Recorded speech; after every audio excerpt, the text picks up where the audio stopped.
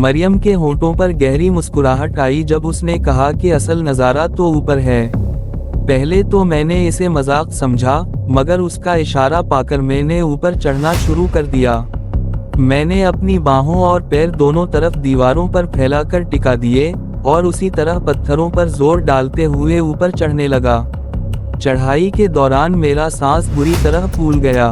तकरीबन आधा फासिला तय करने के बाद मैंने नीचे देखा। मरियम भी मेरे पीछे ही ऊपर आ रही थी। एक लम्हे को ये खौफ मेरे दिल में आया कि अगर मेरा पैर फिसला तो मैं उसे भी अपने साथ ले डूबूंगा। लिहाजा मैं पहले से कहीं ज्यादा मुहतात होकर ऊपर की तरफ बढ़ा। ऊपर पहुंचकर मैंने कुएं के किनारों पर दोनों हाथ जमाए और बड़ी एहतियात से बाहर निकल आया। अगरचे मेरा सांस फूल रहा था, मैंने झुककर मरियम को भी ऊपर खींचा और एक तरफ औंधा होकर गहरे गहरे सांस लेने लगा। डॉक्टर मरियम भी मेरे करीब बैठकर यही कर रही थी। फिर उसकी आवाज़ सुनकर मैं सीधा हुआ और एक गैर मामूली मंजर ने मेरे सीने में सांस रोक दिया। यूं तो कश्मीर की पूरी वादी ही जन्नत का टुकड़ा थी, मगर ऐसा हसीन मंजर मैंने पहले कभी नहीं देखा था। हम उस वक्त एक पहाड़ी की चोटी पर खड़े थे और हमारे पीछे की तरफ 20-25 फीट ऊंची एक चट्टान थी। दाएं बाएं दूर तक चनार और यूकलिप्टस के दरख्त फैले हुए थे और सामने नज़र की हद तक नीचे वादी में सब्ज मुखमल का फर्श बिछा हुआ था, जिसमें रंग बिरंगे फूल सितारों की तरह जगमगा रहे थे। वादी में बहुत दूर दूर 3 मकान नजर आ रहे थे। एक मकान की चूमनी से धुआं एक बारीक लकीर की सूरत में उठ रहा था और आसमान की वसतों में फैलकर गायब हो रहा था। इस वादी के पार बहुत ऊपर बर्फ से ढकी हुई पहाड़ी चोटियां थीं। धूप में वो इस तरह चमक रही थीं कि उन पर निगाह टिकाना भी मुश्किल था। इन्हीं बर्फपोश पहाड़ों के दामन में शायद चीड़ का एक जंगल था जो दूर तक फैला हुआ था। फिजा एक खुशगवार महक से भरी हुई थी और मैंने गहरे गहरे सांस लिए। मरियम ने सामने इशारा करते हुए बताया, ये जो वादी में सब्जा नजर आ रहा है, ये धान के खेत हैं। और दाएं तरफ वो जो चमकती हुई लकीर सी है, वो वूलर झील से निकलने वाला एक छोटा दरिया है जो सरहद पार करके पूंछ की तरफ निकल जाता है। इस दरिया के दाएं तरफ जहां दरख्तों का झुंड है, वहां से तकरीबन निस्फ मील पर फिरोजपुर कस्बा है। उसने मजीद कहा कि जर्द पहाड़ियों की वजह से कस्बा यहाँ से नजर नहीं आएगा।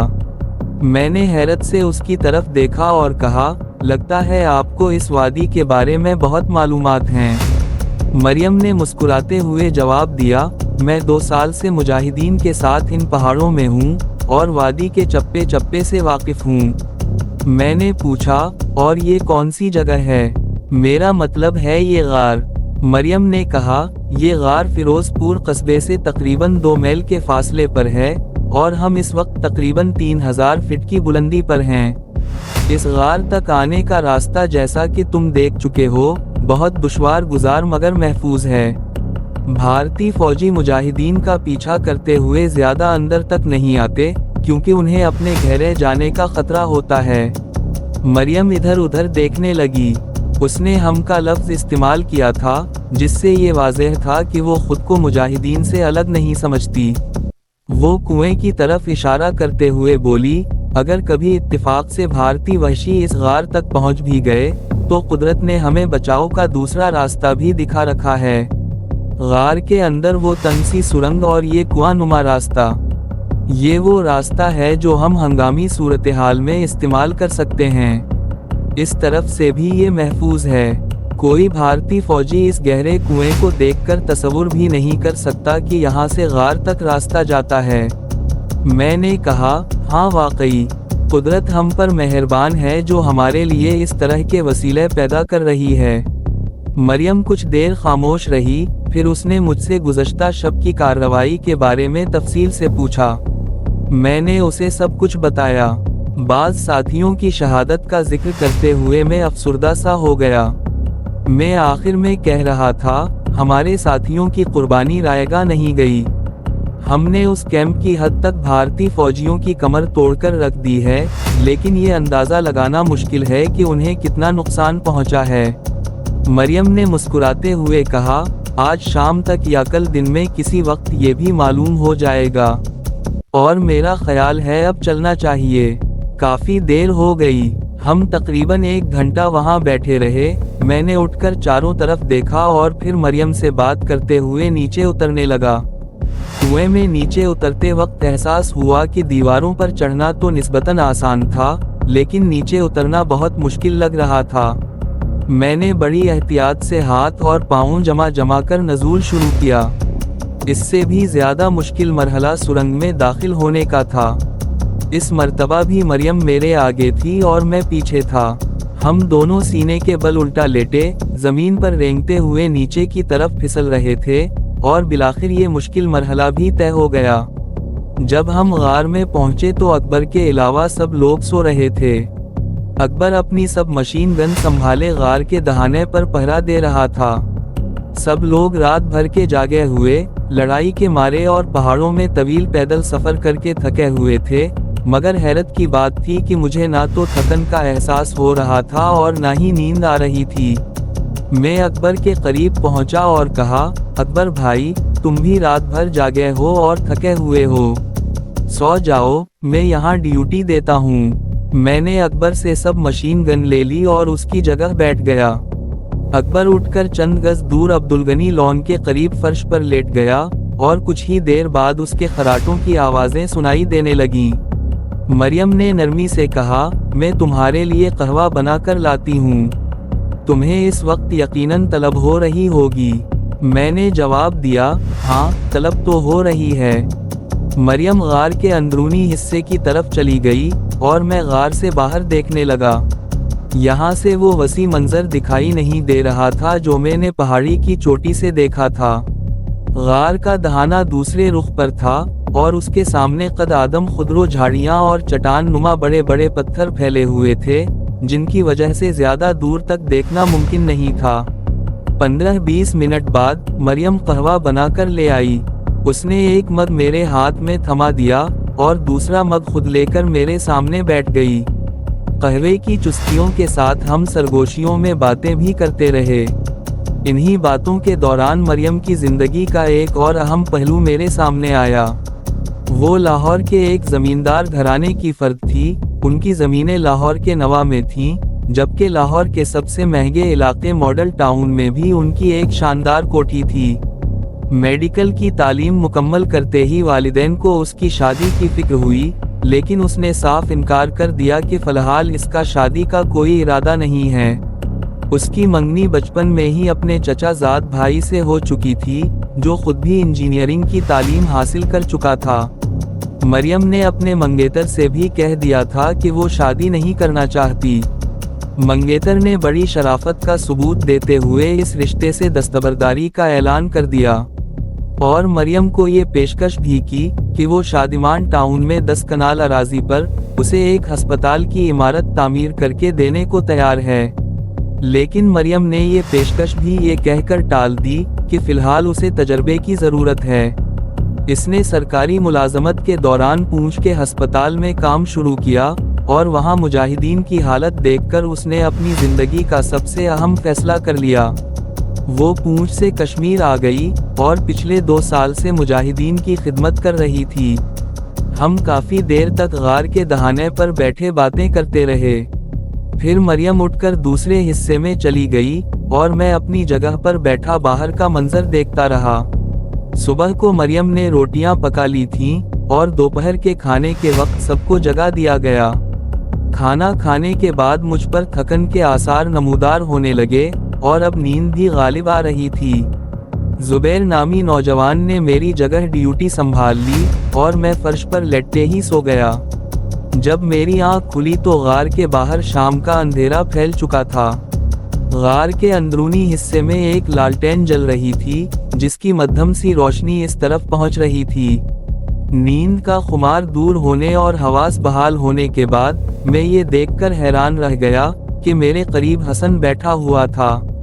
کمانڈر محب دیوار سے ٹیک لگائے دراز تھا، اور مریم اس کے قریب بیٹھی باتیں کر رہی تھی۔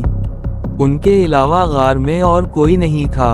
تھوڑی دیر بعد مجھے پتا چلا کہ تمام مجاہدین شام کا اندھیرا پھیلنے سے پہلے ہی اپنے مختلف ٹھکانوں کی طرف جا چکے تھے۔ حسن نے انتہائی دلچسپ انکشافات کیے۔ ہماری کارروائی مکمل ہونے کے بعد وہ انہی اطراف کے پہاڑوں میں چھپ گیا تھا۔ اس کے مطابق شہر کی شمالی چھاؤنی سے فوجی جیپیں اور ٹرک موقع پر پہنچ گئے تھے، لیکن وہ کیمپ سے دور ہی رک گئے اور دیکھتے ہی دیکھتے آس پاس کی پہاڑیوں پر پھیل گئے۔ حسن بتا رہا تھا، وہ کیمپ بالکل تباہ ہو چکا ہے۔ میں 5 بجے تک اپنی کمین گاہ میں چھپا رہا۔ اس وقت تک کیمپ میں اکا دکا دھماکے ہو رہے تھے اور دھوئیں کے بادل بلند ہو رہے تھے۔ مجھے یقین ہے کہ اس کیمپ میں درجنوں فوجی جہنم رسید ہو چکے ہوں گے۔ کیمپ کے نقصان کے بارے میں صحیح اطلاع نہیں تھی، مگر مجھے خوشی تھی کہ ہم نے بھارتی فوج کو اچھا خاصا نقصان پہنچایا تھا۔ اگلے روز ایک اور مجاہد غار میں پہنچا۔ اس کی اطلاع کے مطابق بھارتی فوجی مجاہدین کی تلاش میں آس پاس کی بستیوں کو تہس نہس کر رہے ہیں۔ ان بستیوں کے کئی گھروں کو جلا کر راکھ کر دیا گیا، بے گناہ بوڑھوں کو اذیتیں دے کر ہلاک کیا گیا اور عورتوں کو زیادتی کا نشانہ بنایا گیا۔ بھارتی فوجی کیمپ کی تباہی کے بارے میں مختلف اوقات میں متضاد اطلاعات مل رہی تھیں۔ ایک خبر کے مطابق کیمپ مکمل طور پر تباہ ہو گیا تھا اور 57 فوجی جہنم واصل ہوئے تھے، جن میں چند اعلیٰ افسران بھی شامل تھے۔ کیمپ کی اس تباہی اور اپنے آدمیوں کے قتل کا بدلہ لینے کے لیے بے گناہ کشمیریوں پر ظلم کے پہاڑ توڑے جا رہے تھے۔ شک کی بنیاد پر پکڑے جانے والوں کو بے پناہ تشدد کا نشانہ بنایا جاتا۔ اسی شام ایک اور خوفناک اطلاع ملی، فوجیوں نے گلمرگ کے ایک مکان سے 2 نوجوانوں کو پکڑا تھا۔ ان میں ایک شدید بیمار تھا اور چلنے کی سکت نہیں رکھتا تھا، کئی روز سے بستر پر پڑا تھا۔ دوسرا اس کا دوست تھا، جو میٹرک کا طالب علم اور تقریباً 16 سال کا تھا۔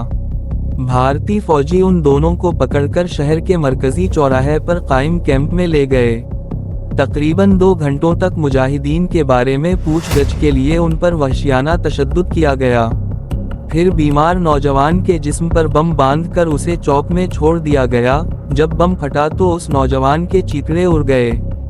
دوسرے نوجوان کو مزید تفتیش کے لیے چھاؤنی بھیج دیا گیا اور پھر اس کے بارے میں بھی کوئی معلومات نہیں مل سکی۔ بیمار نوجوان کو بم سے اڑائے جانے کی خبر جنگل کی آگ کی طرح پوری وادی میں پھیل گئی۔ نہتے بے بس اور مجبور کشمیری احتجاج کرنے کے لیے سڑکوں پر نکل آئے۔ کئی شہروں میں ان کے پرامن احتجاجی جلوسوں پر بھارتی فوجیوں نے گولیاں برسائیں اور چند اور بے گناہ لاشیں گرا دیں۔ کشمیری عوام نے مزید احتجاج کے لیے پوری وادی میں ہڑتال کی کال دے دی۔ وادی کشمیر میں بھارتی مظالم کے خلاف ہڑتالیں روز کا معمول بن چکی تھیں، لیکن بھارتی حکمرانوں پر ان احتجاجات کا کوئی اثر نہیں ہوتا تھا۔ اس کے برعکس نقصان کشمیری عوام ہی کا ہوتا تھا۔ تمام کاروبار ٹھپ ہو جاتے تھے اور شہروں میں رہنے والے بھی فاقہ کشی پر مجبور ہو جاتے تھے۔ ایک ہفتے بعد ایک اور سنسنی خیز اطلاع ملی، بھارتی فوج کے ایک دستے نے بسال پور پر حملہ بول دیا تھا۔ انہیں اطلاع ملی تھی کہ کیمپ پر مجاہدین کے حملے سے ایک روز قبل 2 مجاہدین اس بستی میں آئے تھے اور پورا دن یہاں گزارا تھا۔ یہ اطلاع میرے اور مقبول کے بارے میں تھی۔ ہمارے بارے میں پوچھ گچھ کے لیے بستی والوں کو ظلم و تشدد کا نشانہ بنایا گیا اور جب بستی والوں نے احتجاج کیا تو بھارتی درندوں نے کئی گھروں کو نظر آتش کر دیا اور اندھا دھند فائرنگ شروع کر دی۔ بھارتی فوجیوں کو یہ اطلاع ملی تھی کہ مجاہدین نے ماسی عائشہ کے گھر میں پناہ لی تھی۔ ماسی عائشہ کو بے پناہ تشدد کا نشانہ بنایا گیا اور پھر تشدد اور ہوس کا نشانہ بنانے کے بعد اس کی چھاتیاں کاٹ دی گئیں اور سنگینوں سے وار کر کے اس کا پیٹ چاک کر دیا گیا۔ اس کے گھر کو بھی جلا کر راکھ کر دیا گیا۔ میں اس بستی کے بارے میں مزید سننا چاہتا تھا اور پھر یہ سنسنی خیز خبر سن کر میری روح کانپ اٹھی کہ بسال پور کی 4 جوان لڑکیاں لاپتہ تھیں اور ان میں انگوری بھی شامل تھی۔ جب میں نے پہلی بار انگوری کو دیکھا تھا تو میرے سینے میں ایک ہلچل سی مچ گئی تھی۔ اگرچہ میری اس سے کوئی بات چیت نہیں ہوئی تھی، لیکن میں اس کے لیے اپنے اندر عجیب سے جذبات محسوس کرنے لگا تھا۔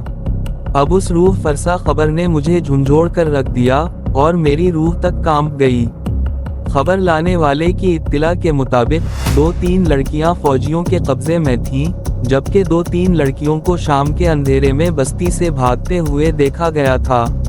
मेरे दिल में एक मोहम सी उम्मीद जागी कि हो सकता है अनगोरी भी उन लड़कियों में शामिल हो जो भारतीय फौजियों से बचकर भाग गई थीं। मैं उसी उम्मीद के सहारे उसे तलाश करना चाहता था। जब मैंने डॉक्टर मरियम से इस बारे में बात की तो वो एक अजीब सी नज़रों से मेरी तरफ देखने लगी। तो ठीक है, मरियम ने गहरा सांस लेते हुए कहा, कमांडर मुहिब से बात कर लो, वो तुम्हें नहीं रोकेगा। कमांडर मुहिब ने मुझे जाने की इजाज़त दे दी और हसन को भी मेरे साथ कर दिया। हम उसी शाम उनसे रुखसत होकर गार से रवाना हो गए। हम रात भर पहाड़ों में छुपकर सफ़र करते रहे। सुबह सवेरे बिसालपुर के नवा में पहुंच गए, लेकिन बस्ती का रुख करने की बजाय जंगल में छुपे रहे। पूरा दिन हमने जंगल में गुजार दिया और शाम का अंधेरा फैलने के बाद जंगल से निकलकर बस्ती में आए। कई घरों को जलाकर राख कर दिया गया था। ये भारतीय फौजी चंगेज और हलाकू से ज्यादा संगदिल और जालिम थे। जिस बस्ती में दाखिल होते उसे तबाह बर्बाद करके रख देते। मेरे पूछने पर गांव के एक बूढ़े ने बताया, उस रोज भारतीय फौजी 2-3 लड़कियों को उठा कर ले गए थे, लेकिन अनगोरी 2-3 लड़कियों के साथ बस्ती से भाग गई थी। कल ये खबर सुनने में आई थी कि उसे पतन के कस्बे की तरफ किसी जगह पर देखा गया है। मेरे दिल में उम्मीद की किरण कुछ और रोशन हो गई।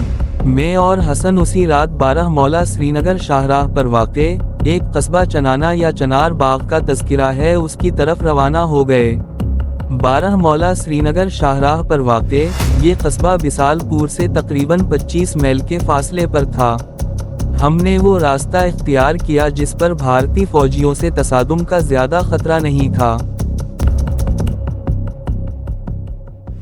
दोस्तों, उम्मीद करते हैं आपको हमारी वीडियो पसंद आई होगी। जाने से पहले हमारी वीडियो को लाइक और चैनल को सब्सक्राइब करें।